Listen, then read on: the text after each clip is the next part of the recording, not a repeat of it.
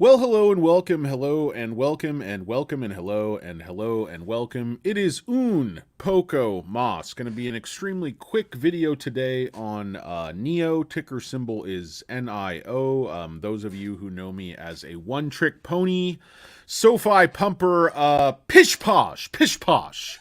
I'm able to pump other stocks as well. Other falling knives I try to get you to catch. Don't worry, I'm not going to pay for your stitches. I'm not going to rush you to the ER. Once you try to catch that falling knife, I'm simply going to slink away like a thief in the night.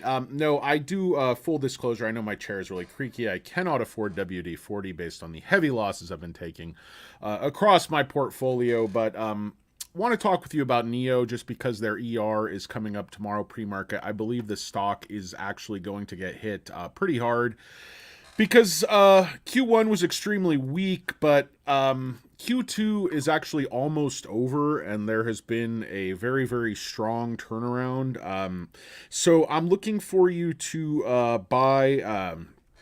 I'm looking for you to buy the weakness on Q1 because it's long gone and there's been a huge turnaround on the stock. And the numbers have just gone 180 through the roof. There's been all kinds of partnerships. So I'm going to go very quickly. I just have about 5 minutes here. And I'm just going to give you my thesis on it. So I like this company because they have a unique selling point. They have battery swap stations. People who thought battery swap wasn't going to work, including Elon Musk, were just wrong. And NIO has this thing wired. They're on their fourth generation battery swap station. They have 30 battery swaps in Europe.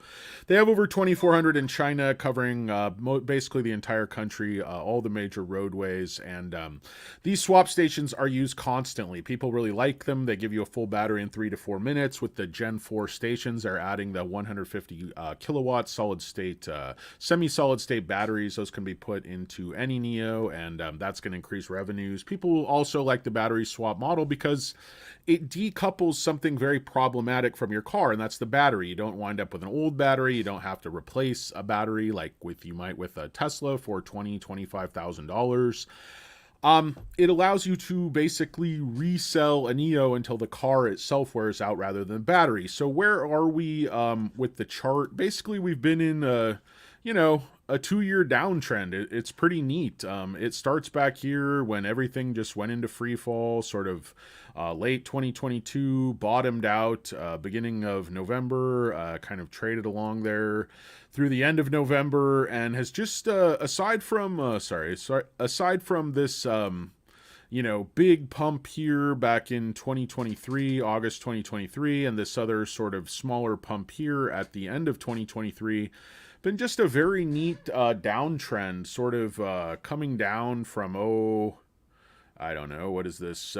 Coming down from that 1367 level all the way down to the 387. So this is a stock that made the round trip from almost nothing up to 60 and all the way back down to 3, and has just been in this really neatly controlled sideways and downward movement. Why do I think the stock is poised to move up? It's very simple. It was just too early when people got in. That run to 60 was absurd. They were losing a lot of money. They're still losing a lot of money. Their margins went to hell, but the margins have recovered and the scale is going back up. Last week, they registered 6,700 cars, which is a run rate of almost, 1,000 cars a day, or about 29,000 cars for the month. So last quarter, they only did 30,000 cars all quarter. Next month, they might do more cars than that. All things hold up. And this sub-brand, they launched almost on time or early. When NIO gives you a product roadmap and they say there's a product coming, that product is really coming. And they get it out early. And this Onvo sub-brand looks very, very promising. Looks much like they copied, Tesla Model Y, made certain improvements, full self-driving, going to be fully capable of battery swap, slightly less features on the autonomy. But just another reason NIO excels. Only have a couple of minutes, guys. Might have to rejoin this, but my thesis, my roadmap is basically that let's see, build up FOMO and it'll tighten move. Absolutely, guys. I'm sorry, I forgot. I do have to jump on a call, guys. My humble apologies. You can see my roadmap here, but basically I want to talk about NIO is going to be the standard, and then that standard is going to be mandated by the Chinese state at some level. Chinese state just approved them building a new factory. They're not doing any of that right now because the demand is low. NIO is saying 1 million capacity is not going to keep up with their demand, especially when you consider the Envo brand and then Firefly coming in. Battery swap plus autonomy. NIO's been partnered with Mobileye since 2018. They're very advanced on autonomy. That's a very underrated feature. They just got permission to build a new car. They're confirming construction of F3. Their orders are up strongly in May, up even more this month. They've been listed as L3 and L4 autonomous driving pilot automakers, given permission to test in China. NIO users drove over 100 million kilometers of smart driving features just in May. NIO provides an average of 68,000 battery swap services per day in May. So if only 500,000 cars exist, that's 0.14 changing every day, or every single car is doing one swap a week on average. So this is the gas station. That's why they're partnered with BP. That's why they're partnered with Sinopec. That's why they're partnered with Geely. That's why they're partnered with BP, with Lotus, with FAW Group. FAW is I think the largest Chinese state automaker. Why are they pushing everyone into this standard?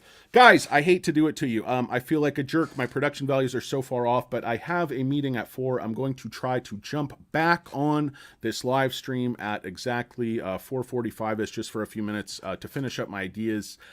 But that's the way it goes. Life in the big city, guys. The boss texts and he says jump, and I have to say how high. It's not easy for me to jump because I'm portly, but I'll jump as high as I can, boss. And if it's not good enough for you, fire me. Put me on the bread line. What are you going to do? Can't see a big chunky monkey jump that high. Just can't do it. I'd do it if I could, boss. I'm sitting on 50K shares, 757 reserve bag holder. Yeah, no, the good call. I mean, you have to be smart. If something goes from 3 to 60, you have to make smart moves. It was just absolutely ridiculous price action. It was much more ridiculous than SoFi going from 10 to 28. This stock went from like 3 to 60 for no particular reason. It was a long way from making money. There's still a long way from making money. But you count autonomy, you count these partnerships, the possibility of mandates, the fact that nobody can catch them on swap, and swap, everyone else was wrong about swap, and NIO was right, and they've been building this thing out for a long, long time. They might get hit really hard on the ER tomorrow, but it's for no reason. Q1 is a distant memory. Q2 is much, much stronger. Buy Q2 strength into the weakness of that Q1 ER. And I'll be back with you to talk a little bit more about NIO. My apologies, guys. It's Poco, Moss, duty and work calls. This is what it's like to be an adult. So I have to cut you guys short, but I'll talk to you again soon. Thank you guys for watching. It's Poco, Moss. It's Dan Deals. Thanks, J Money Not a Lurker, for jumping on here. Thanks, Alberto Berti Aviles, also for moderating. Talk to you guys soon. Peace!